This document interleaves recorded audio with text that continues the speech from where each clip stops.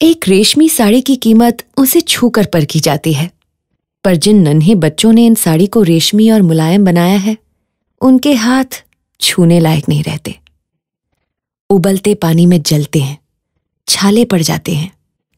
छोटी सी गलती पर चमड़ी उधेड़ दी जाती है। इसलिए अब रेशमी साड़ी को छूकर नहीं, पूछ कर परखना, पूछ लेना कि क्या ये चाइल्ड लेबर फ्री है। आपका ये छोटा सा सवाल उनकी जिंदगी बदल सकता है।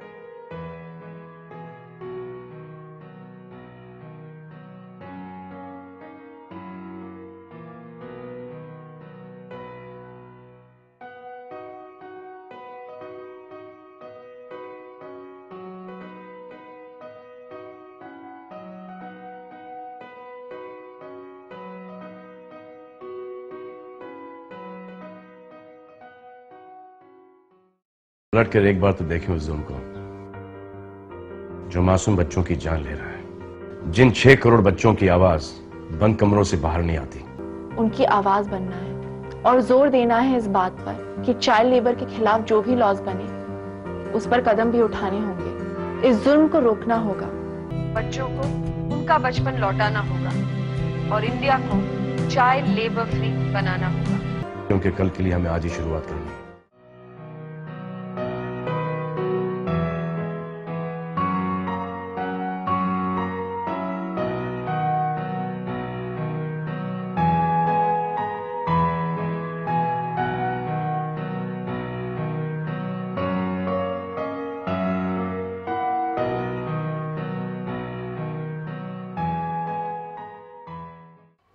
मंत्री जी से निवेदन करती हूँ कि हमारी मांगों को पूरा करने की कोशिश करें। मैं उनकी पूरी जिंदगी आभारी रहूंगी।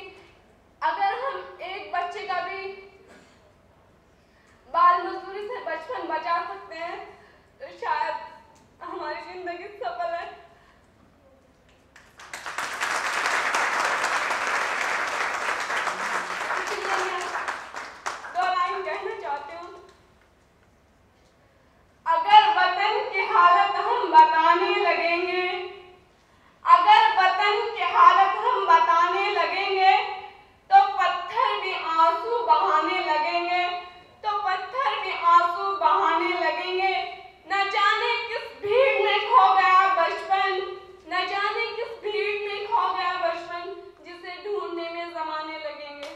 चाइल्ड लेबर को इरेडिकेट करने के लिए, रोकने के लिए और दूसरे कार्यक्रम भी सरकार ले रही है।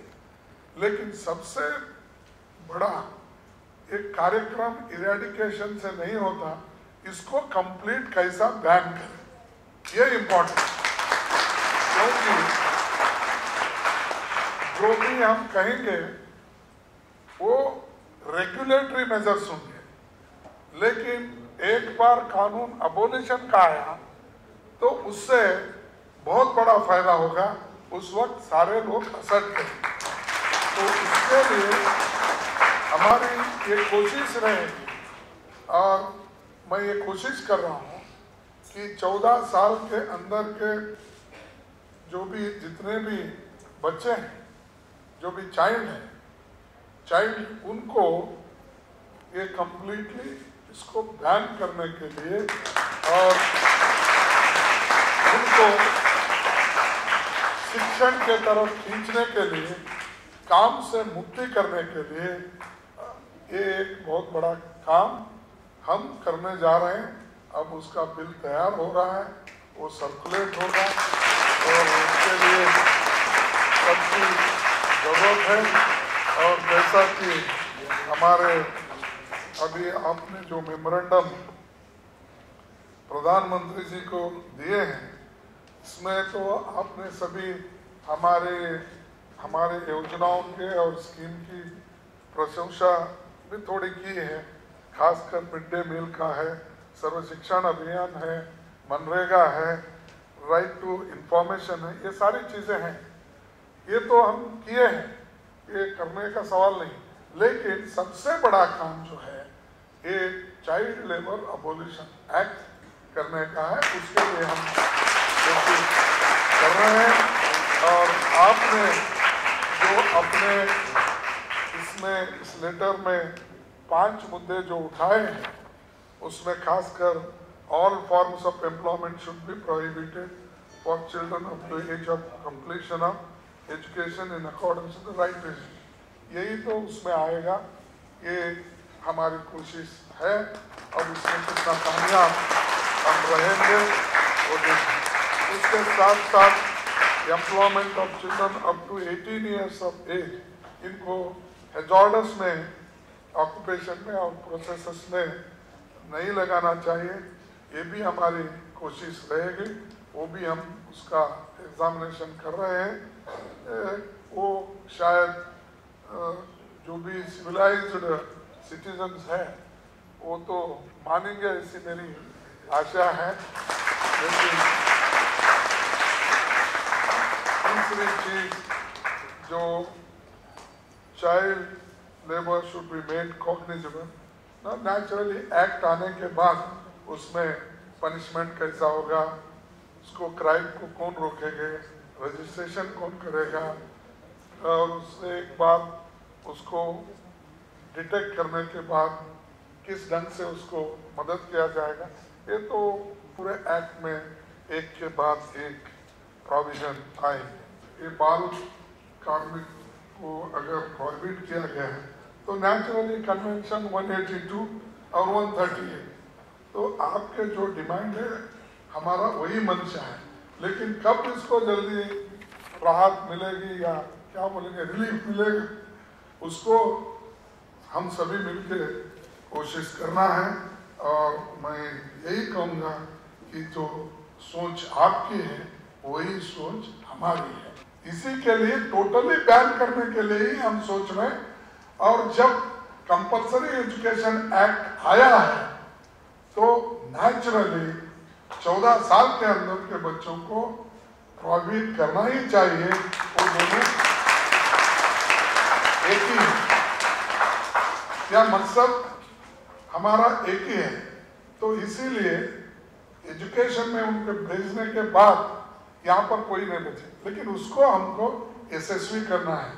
We have to make successful that right to education.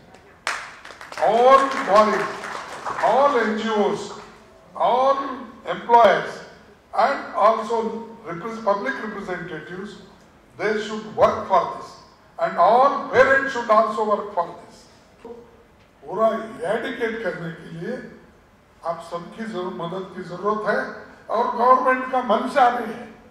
ये नहीं है कि गवर्नमेंट की मंशा नहीं है, सिर्फ आप ही बोल रहे, गवर्नमेंट की भी मंशा है और आपका भी कोशिश है, प्रयत्न है। और ये दोनों से मैं समझूंगा कि इसमें आपको यशस्वी मिलेगा, हम सबको कामयाबी मिलेगी और आपका सपना पूरा हो जाएगा।